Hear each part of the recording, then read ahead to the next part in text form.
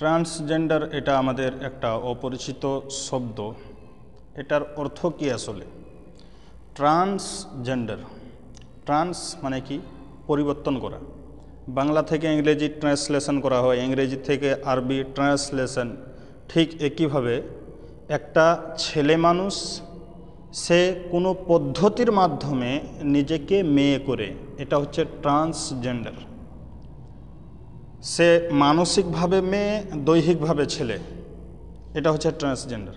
ধরে নেন আব্দুল্লাহ একজন সোজা সাপটা মানুষ এবং সে একজন পুরুষ মানুষ, সব কিছু পুরুষ, ছোট থেকে সবাই তাকে পুরুষ বলেই চিনহে। এখন সে বড় হওয়ার পরে সে মনে মনে ভাবল যে আমি একজন মেয়ে। যদি সে মেয়ে হয় তাহলে সে কাকে বিবাহ করবে? ছেলেকে। প্রকৃতপক্ষে সে ছেলে, তো ছেলে ছেলেকে বিবাহ করলো, তার মানে হচ্ছে এটা সমকামিতার একটা রাস্তা খুলে দেওয়া। ট্রান্সজেন্ডার এবং হিজড়ার মধ্যে অনেক পার্থক্য আছে। হিজড়া যেটা জন্মগত দিক থেকেই যারা বিকলাঙ্গ হয়, মানে তাদের যে দৈহিক চাহিদা সেটা থাকে, কিন্তু তাদের পুরুষলিঙ্গ কিংবা স্ত্রীলিঙ্গ পূর্ণাঙ্গ আকারে থাকে না, এই হচ্ছে হিজড়া।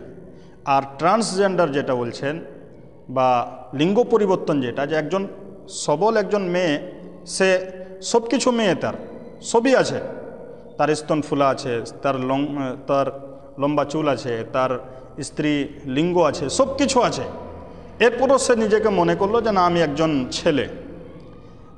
অতএব ছেলে যদি হয় তাহলে বিয়ে করতে হবে কাকে? একজন মেয়েকে। তো একজন প্রকৃতপক্ষে সে দৈহিকভাবে একজন মেয়ে, আর একজন মেয়ের প্রতি আকৃষ্ট হলো, সে নিজেকে মনের দিক থেকে ভাবছে যে আমি একজন ছেলে, আর সে একজন মেয়েকে বিবাহ করলো। প্রকৃতপক্ষে একজন মেয়েকে একজন মেয়ে বিবাহ করলো, তার মানে হচ্ছে এটা সমকামিতার রাস্তা খুলে দেওয়া হচ্ছে। প্রিয় ভাই আমার, যেটা সোশ্যাল মিডিয়াতে আপনারা দেখেছেন, শরীফ এবং শরীফ থেকে শরীফা, যে বাংলাদেশের শিক্ষা কারিকুলামের মধ্যে 7 ক্লাসের ইতিহাস ও সামাজিক বিজ্ঞান বইয়ের মধ্যে যে ঘটনাটা দেওয়া হয়েছে, এটা একটা সূক্ষ্ম চক্রান্ত। এটা থেকে আমাদের জাতিকে ধ্বংসের মুখে নিয়ে যাওয়ার একটা সূক্ষ্ম চক্রান্ত এবং সূক্ষ্ম প্রয়াস, যেটা কওমে লুতের মধ্যে ছিল, যে তারা নিজেদের নারীকে ছেড়ে পুরুষরাই মিলন করত। আল্লাহ রাব্বুল আলামিন তাদেরকে নজিরবিহীন একটা শাস্তি দিয়েছিলেন।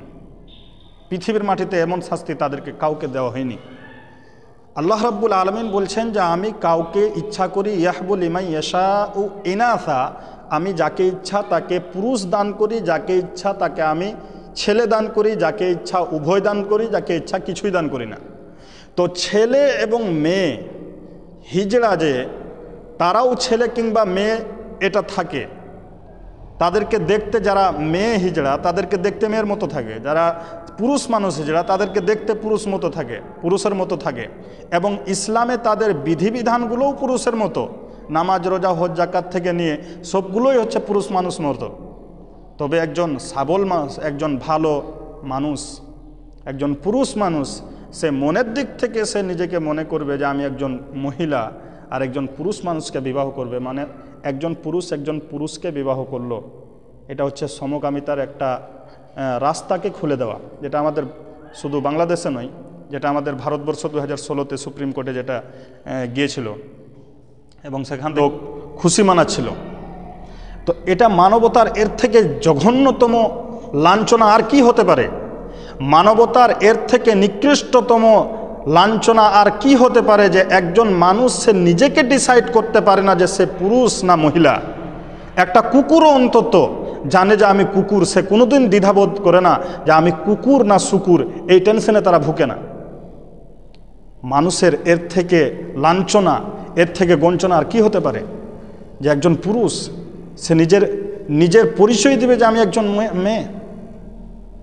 এটা থেকে আমাদের শিশুদেরকে ব্রেন তাদের ওয়াশ করা হচ্ছে, যে তুমি সমাজ থেকে যে স্বীকৃতিটা পেয়েছো যে তুমি ছেলে কিংবা মেয়ে, এটা সমাজ তোমাকে দিয়েছে, কিন্তু তোমারও ব্যক্তিগত একটা চাহিদা, একটা ইচ্ছা থাকে যে তুমি মেয়েদের মতো শাড়ি পরবে, ছেলে মানুষ, তুমি মেয়েদের মতো মেকআপ করতে পারবে, মেয়েদের মতো চুল বড় করতে পারবে বা মেয়েদের মতো শাড়ি পরতে পারবে, এটা তোমার ব্যক্তিগত স্বাধীনতা। নাউজুবিল্লাহি মিন যালিক। এটা শুধু বাংলাদেশের শিক্ষা কারিক্রমে নয়, বরং আমাদের ভারতবর্ষ এমন এমন কিছু তথ্য ঢুকানো আছে এই শিক্ষা কারিকুলামের মধ্যে, সিলেবাসের মধ্যে, যা আপনি শুনলে আশ্চর্য হবেন। আমাদের এখানে ক্লাস 10 জীবনবিজ্ঞানের মধ্যে একটা সিলেবাস, একটা চ্যাপ্টার আছে যেটা হচ্ছে ডারউইনের মতবাদ। এখানে আমাদের ছাত্রদেরকে, আমাদের বাচ্চাদেরকে শেখানো হচ্ছে যে মানুষ আসলে মানুষ নয়। তাহলে মানুষ কি? মানুষ আসলে বানর, আর বানর থেকে রূপান্তরিত হয়ে মানুষ আকৃতি ধারণ করেছে। আমার আজ পর্যন্ত বুঝে উঠল না যে ডারউইন কোন কোম্পানির গাঁজা খেয়ে এই কথাগুলো লিখেছিল। একটা ঘোড়া আসলে সে ঘোড়া ছিল না, আসলে ছাগলের মতো ছিল। আস্তে আস্তে সে ঘাস খেতে খেতে গলা উপর করতে থাকে, করতে করতে করতে আস্তে আস্তে এক পর্যায়ে ঘোড়া হয়েছে। জিরাফ আসলে ঘোড়া ছিল, ঘোড়া থেকে আস্তে আস্তে মাথা উপর করে করে সে গাছপালার খেতে থাকে, খেতে খেতে আস্তে আস্তে এক পর্যায়ে সে জিরাফ হয়ে গেছে। মানুষের চিন্তাবোধটা কত দূর গেলে এই চিন্তাভাবনা, বা একে আবার বিজ্ঞানী বলি আমরা, কিভাবে বলি আমি নিজেও জানি না, যে এরা আবার বিজ্ঞান। কুসংস্কার সব থেকে বড় মহাজালে যারা ডুবে আছে তারাই নাকি বিজ্ঞান।